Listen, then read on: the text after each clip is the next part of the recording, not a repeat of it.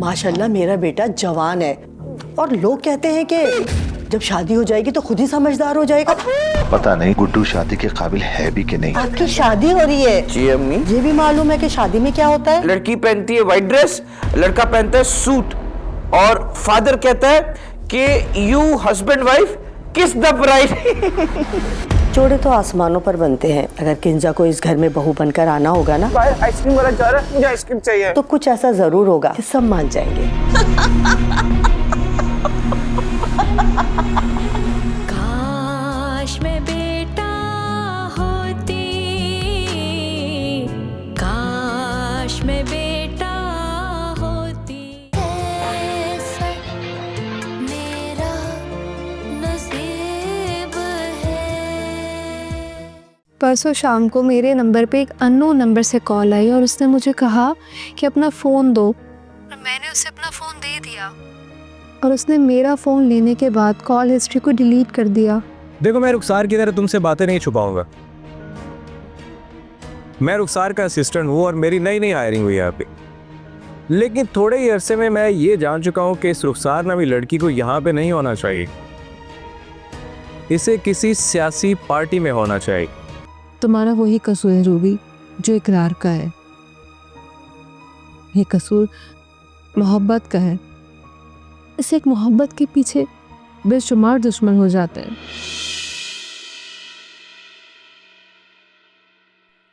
सभी सुल्तान ने रुखसार जी के कहने पर एक व्लॉग तैयार कर रखा है। यूं समझे कि तीर कमान में लगा हुआ है और उसका निशाना रूबी जी है। क्या? ये कैसे कह सकते हो तुम? इसी बात में तो लड़ रहे थे दोनों। वो बेचारा तो कह रहा था कि पहले आपने मुझसे एक व्लॉग रेडी करवाया,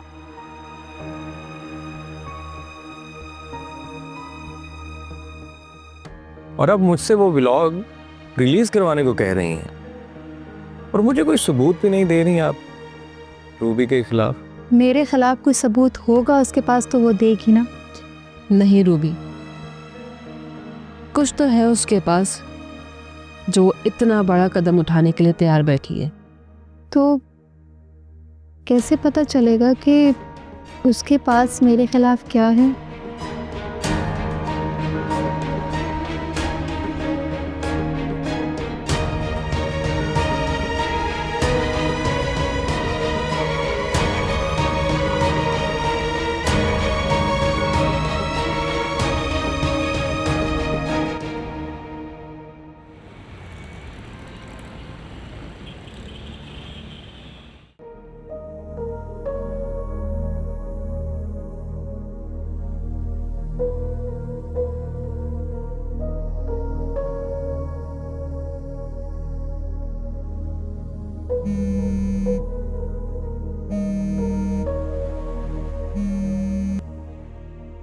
हेलो जी जाबे जी, कैसी हैं आप? स्टोरी चाहिए तुम्हें समी सुल्तान, वो भी रुखसार के खिलाफ? जी जी जी बिल्कुल चाहिए। तो फिर थोड़ा टाइम निकाल के मेरे घर पर आओ, इससे पहले कि तुम्हें कहीं इकरार गिरफ्तार न करवा दे। जी मैं कल हाजिर होता हूँ, मुझे आज ज़रा ज़रूरी काम से जाना है। कल तक अगर तुम पकड़े गए तो ये स्टोरी लेके मैं पुलिस स्टेशन नहीं आऊंगी तुम्हारे पास।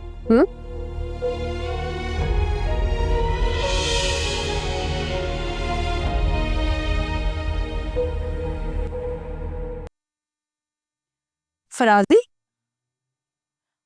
आप यहाँ बैठे, मैं आपको ढूंढ रही थी।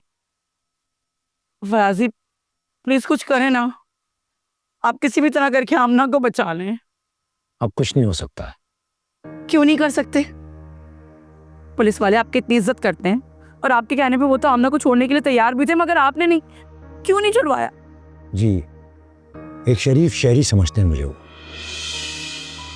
तुम्हारी बेटी ने मुझे एक कातला के बाप के रूप में उनके सामने खड़ा कर दिया है, सारी इज्जत का तमाशा बना दिया है। आमना के खिलाफ ठोस सबूत और गवाह पेश कर दिए नीरा ने, और वैसे भी अब पुलिस वालों के हाथों में कुछ नहीं रहा। आमना को जेल भिजवा दिया है। अरे कैसी बातें कर रहे हैं आप? एक अच्छा वकील तो कर सकते हैं ना, केस तो किया जा सकता है ना, जमानत तो हो सकती है ना, कम से कम यही करवा दें। किस बेस पर? हाँ? सारे सबूत तो आमना के खिलाफ हैं। अनीला के सामने अलग शर्मिंदा होना पड़ रहा है मुझे। अदालत की छोड़ देगी उसको? तो क्या मैं ये मान लूं कि अब मेरी बेटी सारी उम्र जेल में सड़ेगी? जिसको कत्ल किया है तुम्हारी बेटी ने, वो हमेशा के लिए कब्र में चला गया है। तो अगर तुम्हारी बेटी 30 साल जेल में काटेगी ना, तो कोई ज्यादा फर्क नहीं पड़ जाएगा। ये क्या कह रहे हैं आप? मेरा दिमाग मत खराब करो शगुफ्ता, समझी तुम? तुम्हारी और तुम्हारी बेटी की वजह से बहुत परेशान हूं। नजरें नहीं मिला पाता हूं अनीला से मैं। जिंदगी में कभी अपने आप को इतना बेबस नहीं समझा मैंने, जितना फील करता हूं। मेरी बात समझने की कोशिश तो करें। ठीक है फराजी, आमना के लिए वकील भी मैं खुद कर लूंगी और केस भी मैं खुद ही लड़ लूंगी, लेकिन मेरी आमना के लिए ऐसे हाथ उठाकर तुमने अच्छा नहीं किया। तुम बहुत कुछ कर सकते थे। अब तक तो मैं सिर्फ तुम्हारी वजह से खामोश थी, लेकिन अब अनीला के साथ साथ तुम्हें भी जलील और रुसवा ना करके रख दिया तो मेरा नाम भी शगुफ्ता नहीं।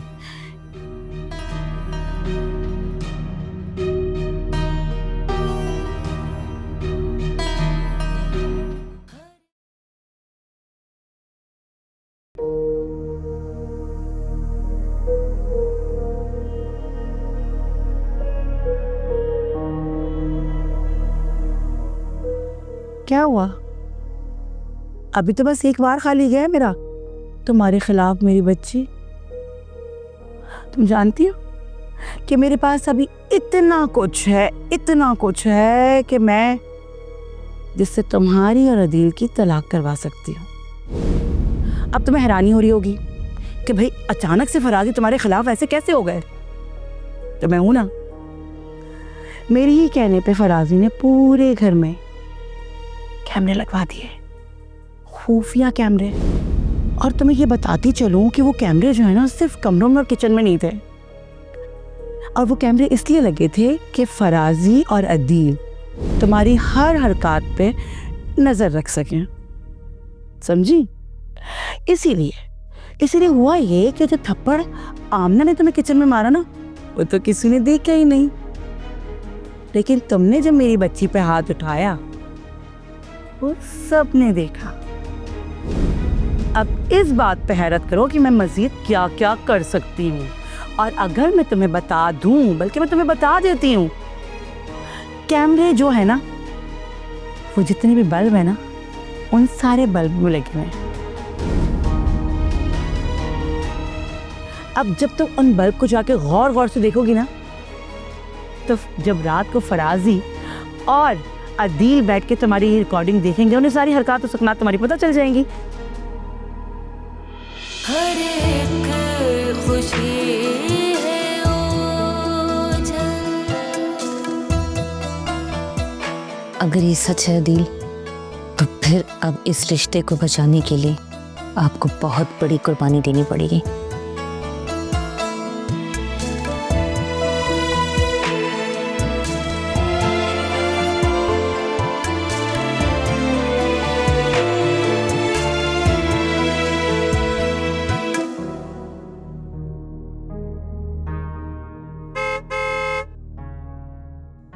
आ गया इकरार। ओके, तो अब रुखसार खान की आंखों में आंसू चाहिए।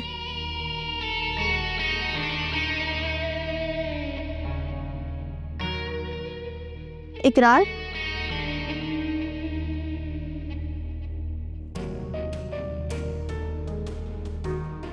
मैं तुम्हें कुछ बताना चाहती हूँ।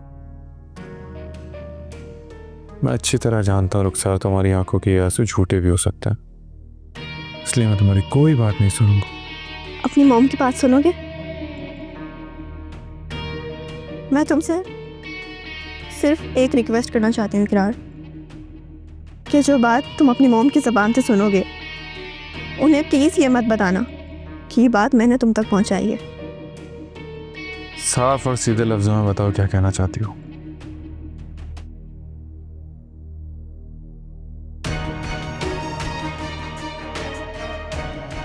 मेरे साथ मॉम के रूम में चलो, चुपचाप बाहर खड़े रहना। मैं अंदर जाते हुए दरवाज़ा थोड़ा सा खुला छोड़ दूँगी और तुम हमारे दरमियान की बातें सुन लेना प्लीज़।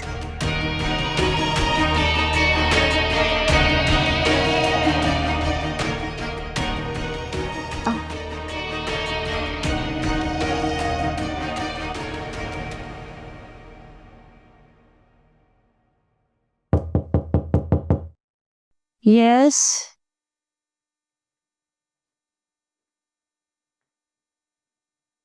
अब कैसे तबीयत है आपकी मॉम?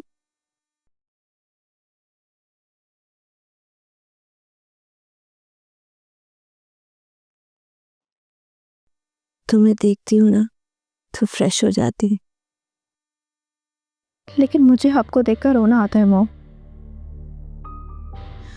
ऐसे मत कहो रुखसार, बहादुर बनो, हिम्मत करो।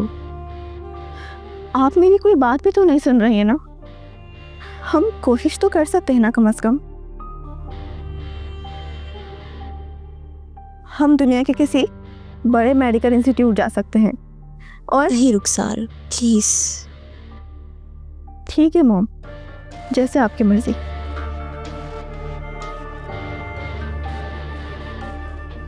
लेकिन मैं हाथ जोड़कर आपसे इल्तिजा करती हूँ कि ये बात इकरार को पता होनी चाहिए।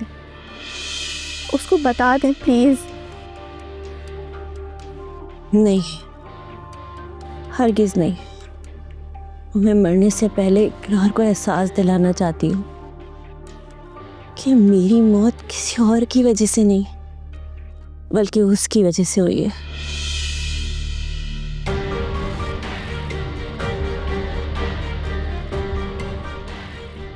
मेरे दिमाग में जो ट्यूमर है वो उसकी वजह से है।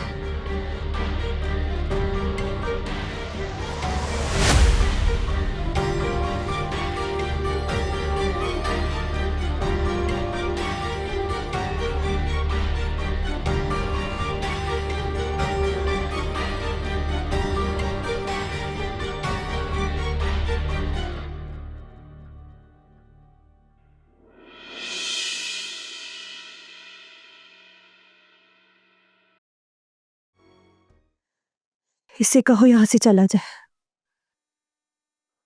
मुझसे छुपाया आपने?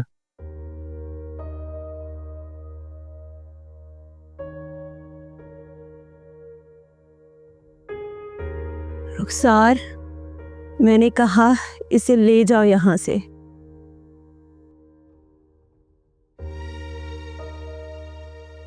सारी जिंदगी आपने मुझे एहसास नहीं होने दिया कि आप मेरी माँ हैं।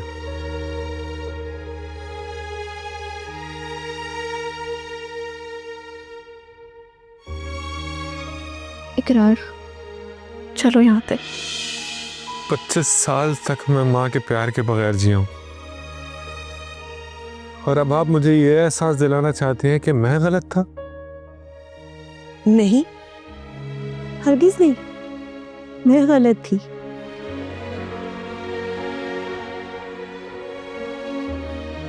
एक साल के थे तुम जब तुम्हारे डैड सारी जिंदगी का अकेलापन, अपना बिजनेस, अपने घर का बोझ मेरे कंधों पर छोड़कर हादसाती मौत में दुनिया से चले गए।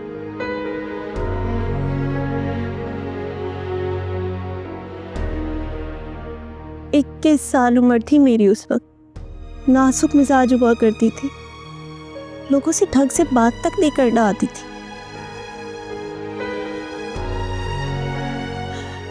तुम्हारी खातिर इकरार, सिर्फ तुम्हारी खातिर मैंने ये सारे बोझ उठा लिए, खुद को मजबूत बना लिया। मिजाज को कड़वा कर लिया। तुम्हारी खातिर ये सारे बोझ उठा लिए। तुम्हारे बाप के बिजनेस को बढ़ाती रही, बढ़ाती रही, बढ़ाती रही, लेकिन तुमने क्या किया?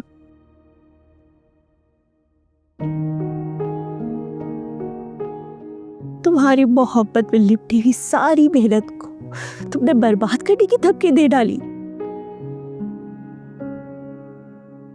और वो भी सिर्फ एक ऐसी लड़की की खातिर जिसने सिर्फ और सिर्फ तुम्हारे स्टेटस की ही तुमसे शादी करी है।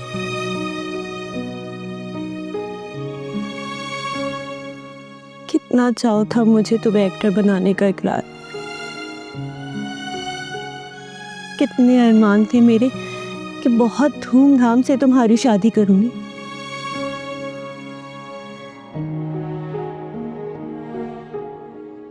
तुमने शादी भी करी तो माँ के बगैर, माँ की मर्जी के बगैर, और वो भी सारी दुनिया के सामने मुझे रुस्वा करके। तुम्हें क्या लगता है दिमाग में ट्यूमर ऐसे ही हो जाता है? तुम्हारे सिवा मेरा था ही कौन इकरार?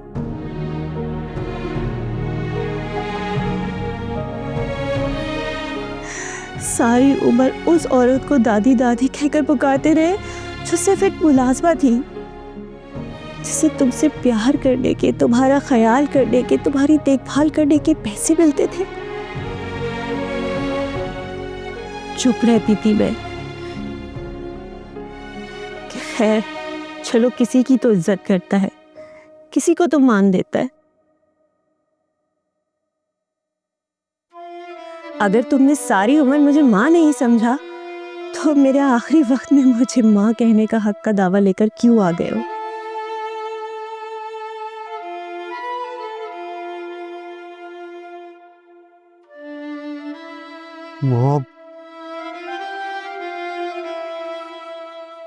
मॉम नहीं मिस्टर इकरार चौधरी, मैडम।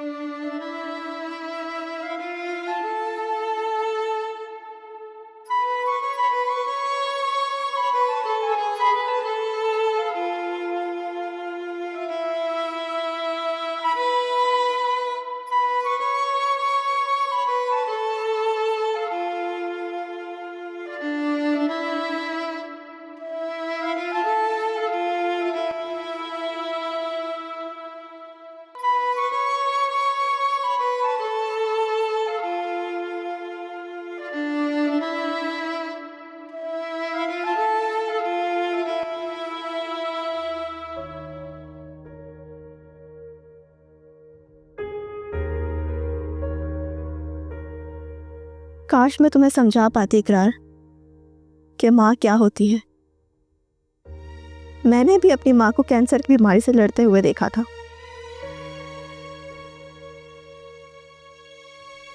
और इसी रोग ने उनकी भी जान ले ली थी। चुप कर जाओ रुखसार, खुदा के लिए चुप कर जाओ। नहीं इकरार, आज मुझे बताने दो कि मुझे मॉम से इतनी उनसियत क्यों थी, क्यों मैंने उन्हें मॉम कहना शुरू किया। उनकी नजरों में मुझे तरसती हुई ममता नजर आती थी। वो सिर्फ ये चाहती थी कि उनका इकलौता बेटा उन्हें मोहब्बत की नजरों से देखे, उनकी बात सुने, उनकी बात माने। लेकिन जब ये सारे हक तुमने उनसे छीन लिए तो मैंने उन्हें ये सारी मोहब्बत देने का फैसला किया। जब से इस घर में आई हूं, किसी एक बात के लिए भी कभी मना नहीं किया उन्होंने जब भी जो भी मुझसे कहा, मैंने हुक्म मानकर सर झुका दिया। लोग समझते हैं मुझे जीएम की कुर्सी की हवस है, और तुम समझते हो कि मैं उनकी दौलत, उनके स्टेटस की भूखी हूं। बाय गॉड इकरार, अगर उन्हें कुछ हो गया तो मैं भी ये सब छोड़कर चली जाऊंगी। बस कर दो रुखसार, प्लीज बस कर दो। तुम्हें अंदाजा नहीं कि मुझे कितना दुख है। बहुत प्यार करता हूँ मैं मॉम से।